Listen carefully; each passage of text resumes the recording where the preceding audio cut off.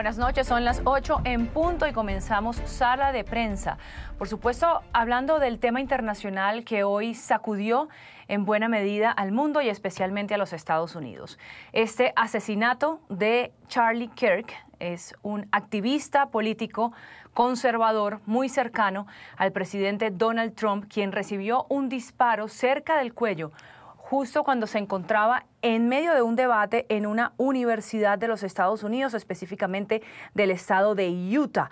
Era una masiva organización, digamos, muchas personas estaban presentes escuchando a este joven que ven en pantalla, un líder político apenas iba a cumplir los 32 años, un hombre evangélico, deja 2 hijos. Y este que están viendo en este momento es el video del momento en el que recibe el disparo. Por supuesto, se genera un caos en el lugar, muchas personas comienzan a correr. Y sobre todo, de lo que queremos hablar hoy es de las reflexiones que deja este suceso que vuelve a teñir de sangre la política en los Estados Unidos.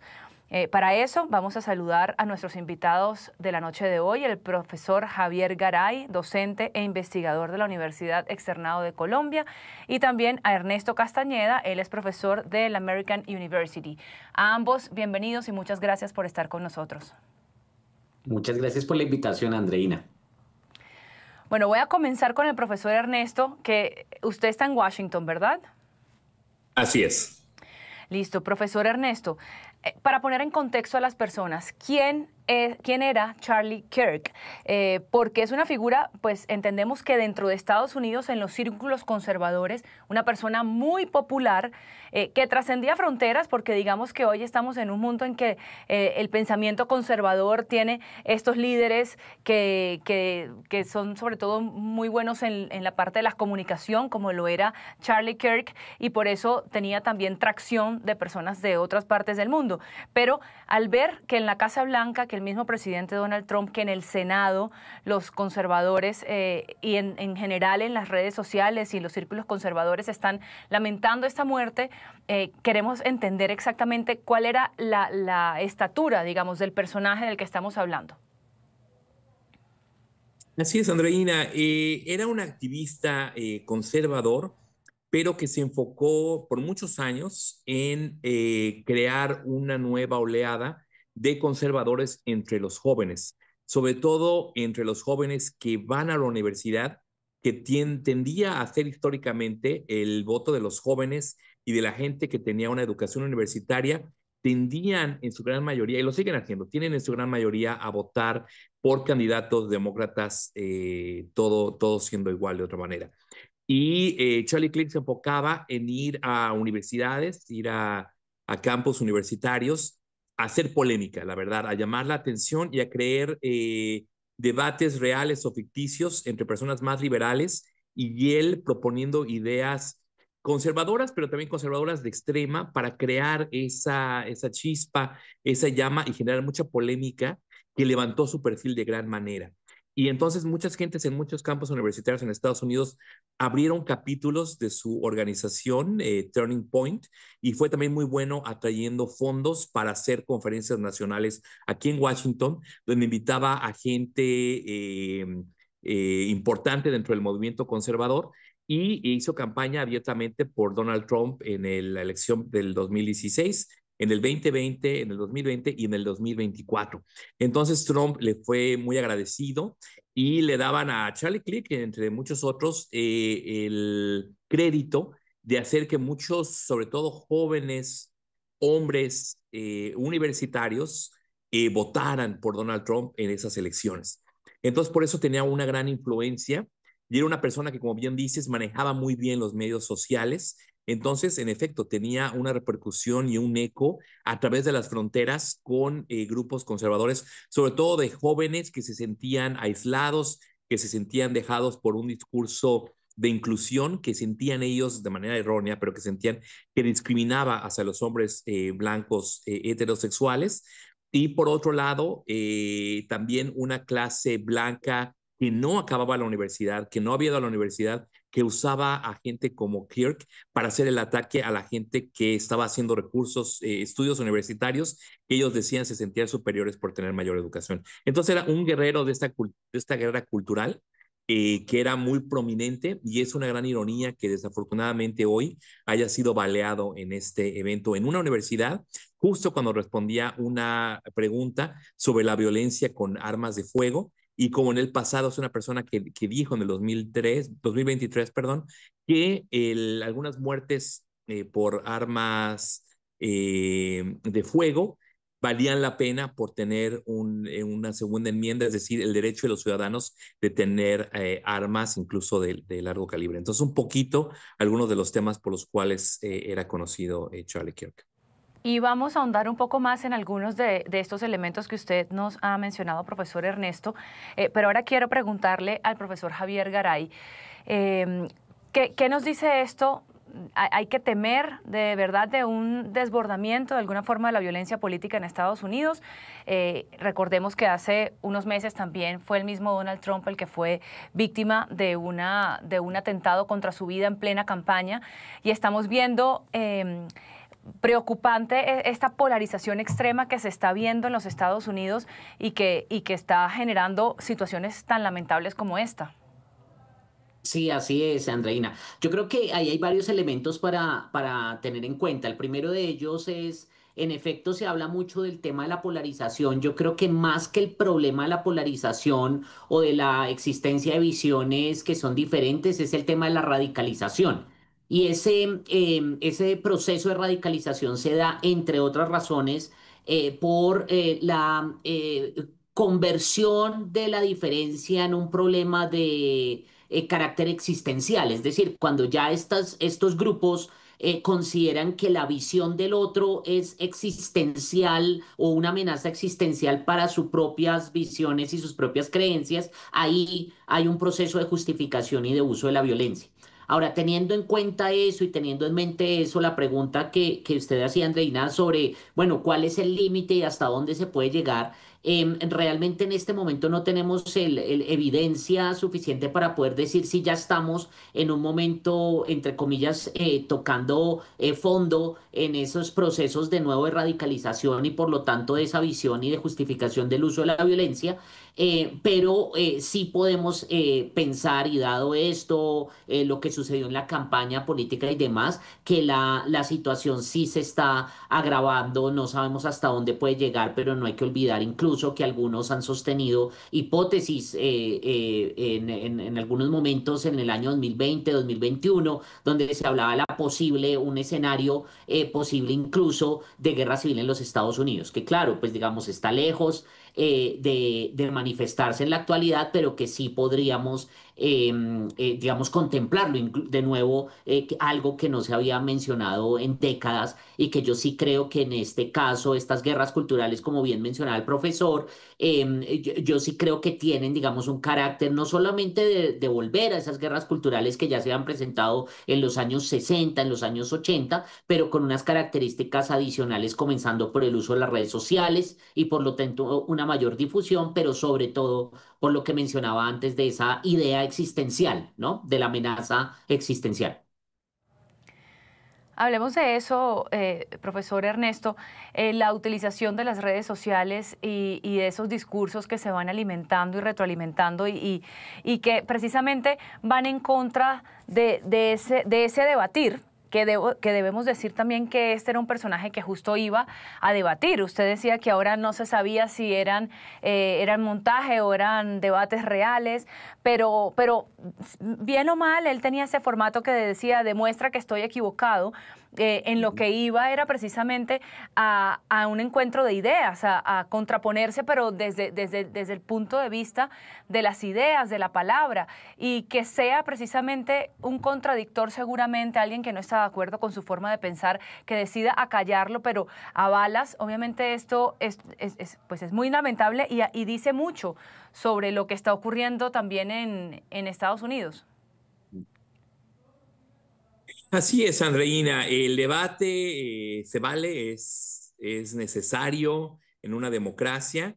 No se puede estar siempre de acuerdo con ni la gente de la misma filiación política y a veces mucho menos con los oponentes políticos, pero para eso existe la política, para que pueda haber desacuerdos y pugnas de poder, pero de una manera pacífica. Entonces, en efecto, limitarnos o llegar a que las soluciones los desacuerdos se solucionen por la fuerza o que haya balazos en lugar de un debate puro, es un retroceso en los valores democráticos, no soluciona nada y radicaliza aún más, en este caso probablemente a los seguidores de Charlie Kirk, que van a inmediatamente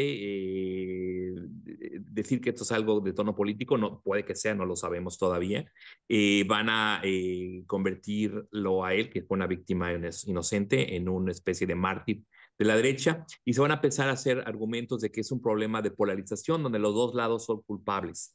Y no hay que justificar esta muerte, el que lo hizo tiene que ir a la prisión, ser juzgado y llevar las consecuencias que esto amerita, y no justifica y no va a traer nunca esta vida de este padre de regreso. Sin embargo, es un juego riesgoso que han jugado por mucho tiempo, sobre todo las derechas en Estados Unidos, de llevar los argumentos de la guerra cultural a los extremos de una manera de tratar de crear un enojo de parte de los enemigos políticos, de crear reacciones emocionales fuertes y de decir cosas que su propósito inicial es ese, el crear una polémica que va más allá del argumento del debate y va a una radicalización donde se le quitan los derechos de la igualdad o de la vida a las minorías sexuales, a las mujeres de color, etcétera, donde se crea una jerarquía social que él muy abiertamente decía y exposaba. Y el último punto que es importante, como vemos en las imágenes ahora, estaba Charlie hablando en un entorno bastante amigable. Vemos muchas gorras rojas de MAGA en la audiencia. Era un público amigable que iba a aplaudirle, a escucharlo, que estaba de acuerdo con él. Entonces es lo que es también algo muy inesperado, que este horrible suceso haya pasado en esta universidad que tiende a tener un corte conservador y donde vemos que era más bien un rally de festejo a sus ideas y a que su ideología está en el poder. Entonces algo que era un poco inesperado y que es muy difícil con un evento así al aire libre. No hay ningún gobierno, ninguna fuerza policíaca puede garantizar que haya seguridad completa, dado que en Estados Unidos tanta gente tiene armas de largo alcance, armas de largo calibre y están entrenados o tienen práctica en cómo disparar de lejos de manera tan efectiva. Entonces, eso también nos lleva a recordar en Estados Unidos que se necesita una reforma a limitar un poco el acceso a las armas largas, porque esto es algo que no se da en otros países donde no hay tan fácil acceso a las armas de fuego.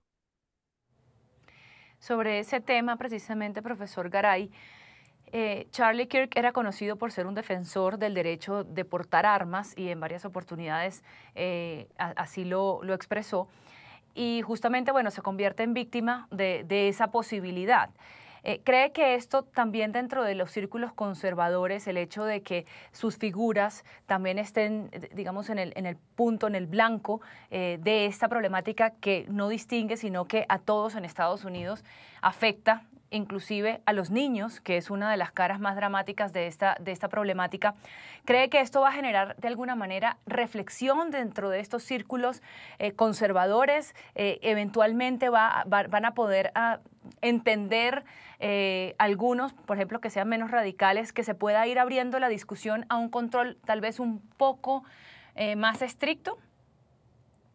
A ver, Andreina, yo creo que antes de contestarle quiero de hecho hacer dos aclaraciones con algunos comentarios que hizo el profesor con los que vales no necesariamente estoy de acuerdo y yo creo que ahí está el papel mismo de nosotros como analistas que debemos ser muy cuidadosos y en esto yo creo que es importante aclarar algunos elementos. Lo primero es las mismas autoridades de Utah han señalado que esto en efecto tiene motivaciones políticas, que el asesinato fue por móviles políticos y eso hasta que las autoridades no demuestren lo contrario, tenemos que, digamos, tener, porque es oficial, esa hipótesis. En segundo lugar, me preocupa un poco la forma como de cierta manera se justifica sin justificarse el uso de la violencia, ¿no? Cuando decimos cosas como que igual es que esta gente de derecha llega a provocar y a que se genere el mal genio en sus opositores y demás, eso yo creo que es una forma velada, digamos, de justificar lo que es injustificable, digamos. Y estas personas así piensen, claro, Kirk era defensor incluso de algunas teorías conspirativas, tenía unas visiones equivocadas, por ejemplo, en el caso en el marco de la pandemia, sobre el tema de las vacunas, etcétera, pero definitivamente incluso las personas que están más lejos digamos, de unas ideas relacionadas con la verdad, por ejemplo, tienen derecho a tener esas visiones y esas posiciones, ¿no? Y eso no justifica que los otros y los contrarios, entre comillas, se molesten y esa molestia pues lleve, por ejemplo, al uso de la violencia. ¿Y por qué menciono esto, dada su pregunta? Pues resulta que es que estos grupos conservadores tienen una visión en particular sobre esa segunda enmienda y sobre el papel de las armas en la historia y la tradición estadounidense. Es que el grupo político, la organización política y las ideas, la organización política, digo, que fundó Kirk, Turning Point, y su parte de las creencias y de las ideas que él defendía giran en torno, por ejemplo, a ese papel histórico de las armas en relación, por ejemplo, con la defensa frente al Estado y la limitación de la acción estatal. Eso es una visión que tienen estos grupos conservadores que a pesar de este tipo digamos, de hechos, no necesariamente van a llevar a que sea cambiado, ¿no? Entre otras porque la misma evidencia, ahorita mencionaba el profesor, en efecto, cuando uno hace la comparación con otros países del mundo, la existencia y digamos la existencia de esta segunda enmienda podría llevar, digamos, a generar unas correlaciones que son engañosas desde el punto de vista de la causalidad, si se quiere, para explicar el fenómeno, por ejemplo, de las matanzas en Estados Unidos, que no sabemos si se deben a la existencia de esas armas o a otro fenómeno que se está manifestando en la sociedad estadounidense, ¿no?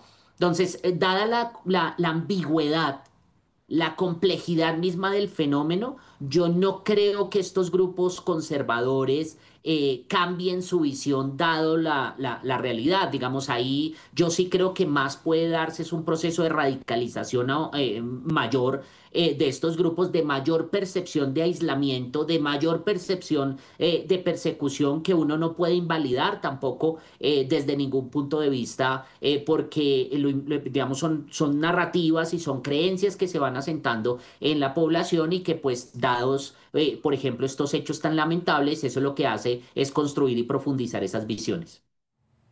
Profesor Ernesto, ¿quiere agregar algo a eso que ha dicho el profesor Garay? Sí, claro. O sea, por un lado, de acuerdo, totalmente de acuerdo. La violencia política debería no ser necesaria. Hay una democracia y elecciones válidas y demás. No estamos en el punto donde eso debe ser celebrado, no lo estoy haciendo en lo más mínimo. De acuerdo con eso. Y también lo mismo, no estamos viendo una guerra civil aquí todavía, es peligroso decirlo, y no es el caso. Tenemos un Estado en control del ejército y del ejercicio de la fuerza. Y sabemos que también hay un problema de violencia policíaca, por ejemplo, donde mueren muchos inocentes a manos de la policía, que no es el caso ahora. Parece que fue un ciudadano en contra de otro ciudadano. No es aceptable. Sin embargo, también estos asesinatos políticos que se han dado por muchos años son miembros del gobierno demócratas, como vimos hace poco en Minnesota, o son, como bien decías, miembros de las civiles, ¿no? Gente que no la teme ni la debe, niños en escuelas que son las principales víctimas de los ataques homicidas de alguien que tiene normalmente problemas de salud mental y unas ideologías muy raras, no son nada claras. La gente que atentó contra Trump en el campo de golf había votado en el pasado por Donald Trump, entonces no son ideologías puras que llevan a estas gentes a hacer estos ataques políticos necesariamente. Aún no sabemos los detalles en este caso, entonces no voy a comentar nada en ese aspecto. Pero también un dato que se acaba de divulgar hace poco en Estados Unidos es que, en efecto, el grupo que es número uno víctima de la existencia de tantas armas en la sociedad americana, hay más armas de fuego en Estados Unidos que personas, porque muchas personas tienen varias armas, no que todo el mundo tenga una, pero el número uno son muertes por suicidio, y el grupo que está más sobrerepresentado de que se quitan su propia vida son hombres blancos. Entonces también esto está ligado un poquito con ese discurso conservador de qué está pasando con los hombres blancos. Muchos de ellos, en efecto, están perdiendo la esperanza a tal medida que se están quitando la vida, lo cual es un problema tremendo de salud pública que se tiene que afrontar, primero aceptando que es un problema y con recursos serios del Estado en cuanto a poner más gasto en salud mental y demás cosas que no existen en el momento. Y en efecto, la segunda enmienda es algo bastante protegido en Estados Unidos por esa potencia de rebelarse en contra del gobierno de manera armada, lo cual es algo complicado, pero esa es la teoría, ¿no? Pero hay leyes que son muy populares entre independientes, republicanos y demócratas. Por ejemplo, que si alguien tuviera historial de violencia doméstica, que no pudiera tener una arma blanca en la casa, ¿no? Que si alguien ha estado muchas veces en un psiquiátrico, en un hospital psiquiátrico, o tiene problemas graves de salud mental, que no tenga acceso. Hace poco los conservadores decían que la gente trans no debía tener acceso a las armas. Es decir, que incluso la gente muy casada con la segunda enmienda, a veces hablan de que haya ciertas excepciones para esto. Entonces no vamos a quitar, estoy de acuerdo, las armas en Estados Unidos por esa historia y esa ideología, pero sí podrán haber leyes donde todo el mundo esté de acuerdo y en ciertas circunstancias hayan ciertas trabas de que al menos la gente no pueda comprar el arma el mismo día, ¿no? Que hayan, algunos estados tienen unas leyes que parecen funcionar un poco más que otras. Entonces, eso es bueno abrirlo en el debate, pero no significa que se le vayan a quitar las armas a todos los ciudadanos mañana por parte del gobierno federal. Eso no va a suceder.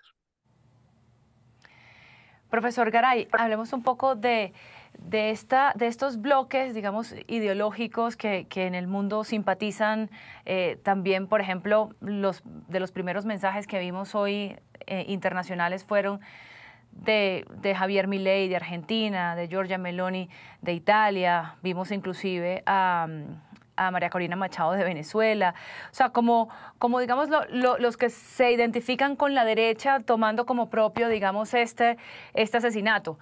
¿Qué lectura le da usted a eso?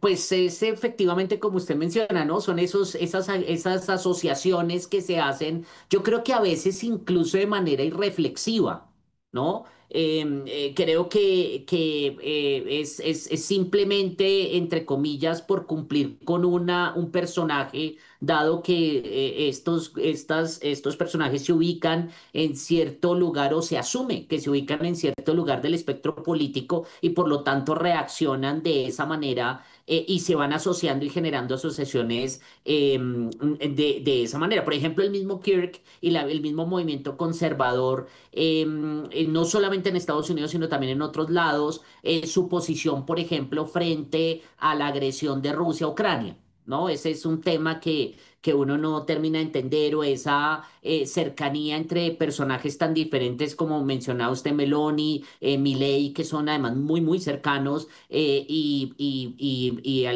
otros movimientos ya, por ejemplo, el caso de los Estados Unidos, el movimiento MAGA. Entonces, yo sí creo que ahí hay una asociación que muestra esos movimientos en este momento de radicalización, como yo mencionaba antes, no solo polarización, sino radicalización en el ámbito no solo nacional, sino en el ámbito internacional, y la generación de esas asociaciones simplemente pues por cumplir con unas características y casi que unos personajes, dadas la existencia, digamos, de unas sintonías políticas. Profesor Castañeda, y cuando desde el mismo despacho Oval, el líder del país, hay que decirlo, lanza continuamente mensajes de odio, de estigmatización, ¿qué esperanza se puede tener de que los ánimos se apacigüen? En efecto, no va a venir esto de que el líder de la nación dé un discurso de que haya una conciliación, de que no somos la violencia política. Ha tenido oportunidades Donald Trump de hacer eso en el pasado. Lo hizo brevemente cuando fue lanzado como candidato del partido republicano, poco después de cuando tuvo el incidente en la oreja. Hablaba un poquito de reconciliación y de bajar los ánimos. Pero de ahí en fuera, el discurso de los republicanos en Estados Unidos ha sido bastante de batalla y bastante de redoblar. Entonces, no es lo que va a bajar los ánimos. Sin embargo, afortunadamente, el resto de la población americana y la mayoría de los ciudadanos están en contra de algo como esto que pasó hoy, que la gente está rezando y pidiendo, dando los pésames a los familiares de Kirk, y muchos demócratas independientes, muchos ciudadanos en medios sociales y demás están mostrando su desacuerdo, ¿no? Que no es nada que celebrar, no es nada que esté bien o que estuvieran de acuerdo, o que hubieran estado muy en desacuerdo con las ideas de Kirk. No justifica esto que se le haya asesinado de esta manera. Es el consenso que hay ahorita en la sociedad americana de que esto es algo reprochable y que no está bien. Entonces, aunque Trump no ayude y le guste meter casi siempre más leña al fuego, la mayoría del pueblo americano no sigue esta pauta. La pregunta es qué va a pasar con la base dura de MAGA, los fans de Donald Trump y los fans de Kirk que lo seguían muy de cerca.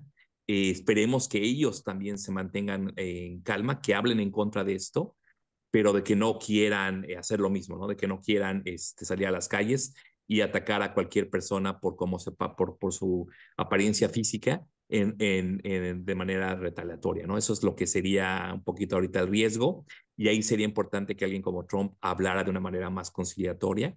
Sin embargo, cuando ha tenido esa oportunidad en el pasado reciente, no la ha usado. Profesor Garay, también pues una reflexión desde Colombia, donde hace poco también tuvimos el asesinato de un precandidato presidencial, de Miguel Uribe Turbay. Hemos visto también situaciones similares en Ecuador, cuando fue el señor Villavicencio, y estamos viendo digamos, ese enardecimiento, digamos, del tema político, en donde las diferencias se tramiten sencillamente o no escuchando, cerrando la puerta a escuchar al otro, o a balas en los casos más extremos y más terribles como el que vimos hoy. Bueno, una reflexión final también, como le digo, desde nuestra región, en donde también hemos tenido casos como estos.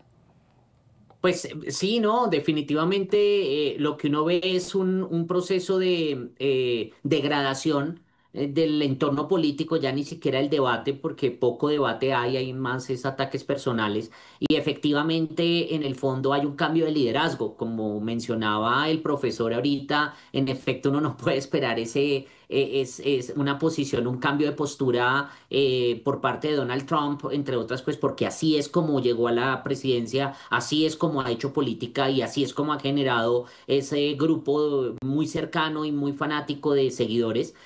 Lo mismo pasa en otros casos, ¿no? Tenemos el caso de Bolsonaro en Brasil, tenemos el mismo caso, y esto no solamente, y es importante mencionarlo porque no es una cuestión solo ideológica o de una parte del espectro ideológico, sino tenemos en el caso colombiano también la figura del mismo presidente Gustavo Petro, que tiene unas características muy similares, un discurso de odio incendiario, de generación de enemigos, de instigación de lucha de clases, que es constante, y pues así ha hecho política, hizo política, así llegó al poder, y por lo tanto no hay ningún incentivo que lo haga cambiar.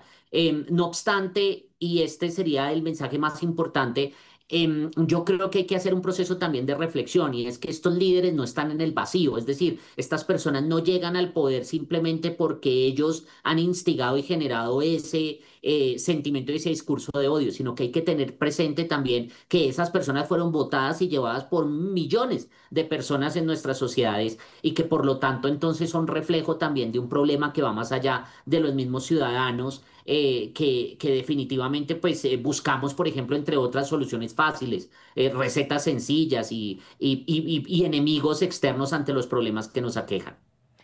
Profesor Castañeda, muy rápido, nos quedan unos segundos, pero también quería escuchar su cierre, sobre todo puntualizando esto, la responsabilidad de nosotros como ciudadanos.